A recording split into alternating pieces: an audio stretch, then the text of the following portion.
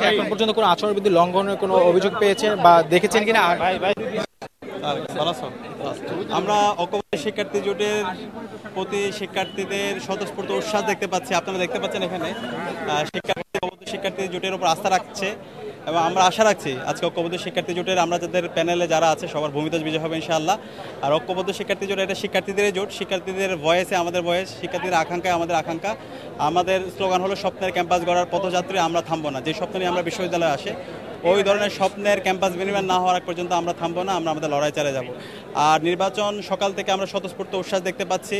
কিছু আচরণ প্রশাসনকে আমরা সবাইকে বলছি দায়িত্বশীল আচরণ করার জন্য। এটা জুলাইয়ের শহীদদের অন্যতম একটা আকাঙ্ক্ষা। সুতরাং এই নির্বাচনে আমরা সবাই যেন দায়িত্বশীল আচরণ করি। তো আমরা আশা রাখবো অন্যান্য যারা প্রার্থীরা আছে, বন্ধুবান্ধব যারা ছাত্র সংগঠন আছে তারা যেন দায়িত্বশীল আচরণ করে।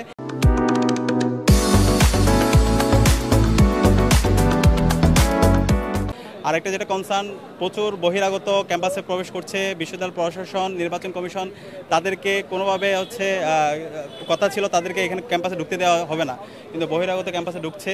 এটা নিয়ে আমরা নিরাপত্তা শঙ্কায় আছি। একই সাথে আরও কয়েকটা জায়গা থেকে অনেকগুলো অভিযোগ এসেছে নির্বাচনের আচরণবিধি লঙ্ঘনের, বিশেষ করে স্লিপ পেপার দেওয়া। তো আমি সবাইকে আহ্বান করব এরকম দোষারোপে রাজনীতি করতে চাই না। আমরা সবাই দায়িত্বশীল আচরণ করি, শিক্ষার্থীরা যাকে ভালো লাগবে তাকে ভোট দিবে এবং আমরা আশা রাখি শিক্ষার্থীরা ঐক্যবদ্ধ শিক্ষার্থী জোটের উপর এবং আমাদের উপর তারা আস্থা রাখবে। ধন্যবাদ।